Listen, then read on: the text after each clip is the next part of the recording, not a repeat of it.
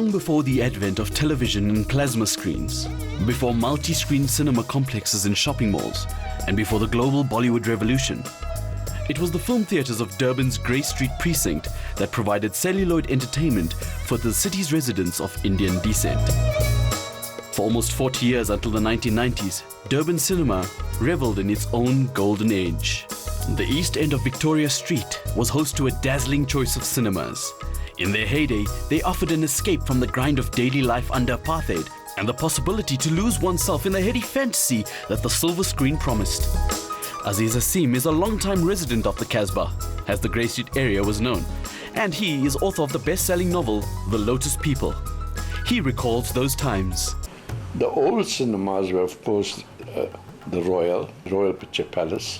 What we used to call the Vic was the Victoria Picture Palace. That was the old ones. There were those 4 or 5. There was a Naz somewhere next to it.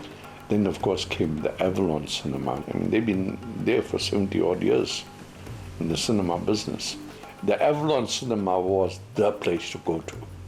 But they were all in Victoria Street. Across the road was Albert Cinema, which showed more Bollywood movies. Although it's long since a bygone era, Durban residents remember this distinct, charming age of movie-going when life mimicked kaleidoscope, a time when men were chivalrous rogues and the women they escorted were well-groomed.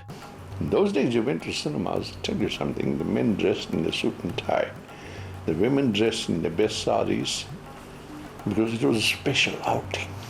On a Saturday evening you see them walking down Grey Street. It was like they're going to an event, but they were going to the cinema. It was also a time when ticket queues spilled into the streets for hours before a screening, and when touts running the ticket rackets could make a killing. And that's where the street guys made a lot of money, because it was a good movie. They bought the tickets off, and then they sold it at what we used to call the BM black market. When you get there, a big sign, full house, no tickets available. But somebody will come and whisper to you and give you a ticket, boss. I mean, the ticket was then about a shilling. I'll give you a ticket, boss, cost you 5 bob.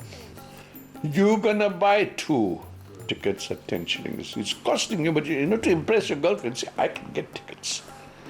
Nobody else can. So these guys were clever.